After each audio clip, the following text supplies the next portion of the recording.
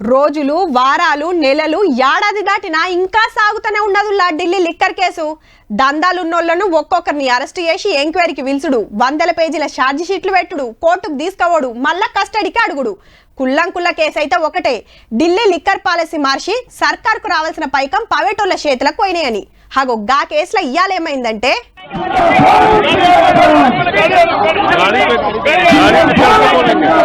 మందు దందా కేసులో మనీష్ సిసోడియా సార్ కు బెయిల్ వచ్చింది. అరెస్ట్ అయిన 15 నెలలకు. అప్పుడు ఢిల్లీకి చిన్న CM.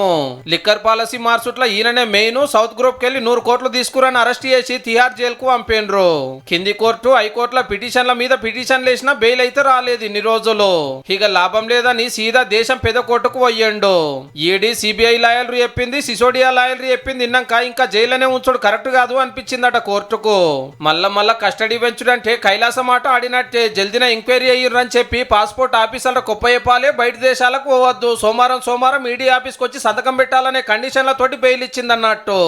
Only CBI and ED which has delayed the investigation. ఇదే కేసులో ఢిల్లీ సీఎం కేజ్రీవాల్ సార్ ఇంకా జైల్లోనే ఉన్నాడు. చూస్తుంటే మా కవితకు కూడా జప్పునే బెయిల్ వచ్చేటట్టుంది అంటున్నారు గులాబీ లీడర్లు. ముఖ్యమైన లీడర్లు ఈనాడమనే ఊకుక ఢిల్లీకి పోయి తోపు లాయర్ రంగల్చిర్రు, జైలుకు పోయి అక్కతోటి మాట్లాడొచ్చిండ్రు. అదేదో జరుగుతుందనే ప్రచారం నడుస్తున్నాయాలనే లిక్కర్ కేసులో ముఖ్యమైన సిసోడియా సార్ కు బెయిల్ వచ్చే. చూడాలి మరిగా కవితక్క కేసులు ఏమైతుందో.